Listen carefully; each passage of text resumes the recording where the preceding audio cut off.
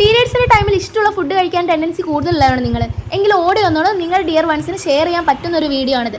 നമ്മളെ ആഗ്രഹം നമുക്ക് ഇഷ്ടപ്പെട്ടവരോട് പറയുന്ന സമയത്ത് ചിലരെങ്കിലും നമ്മളോട് ചോദിച്ചിട്ടുണ്ടാവും, നിനക്ക് എന്താ ഗർഭപൂതിയാണോ എന്ന് അല്ലേ. പ്രഗ്നൻസി ടൈമിൽ ഒരു ലേഡിക്ക് കിട്ടുന്ന എക്സ്ട്രാ കെയർ ഉണ്ടല്ലോ, അതെപ്പോഴും ഒരു അളവ് പോലും കുറയാതെ അവരുടെ പീരിയഡ്സ് ടൈമിലും കൊടുക്കാൻ ശ്രമിക്കുക.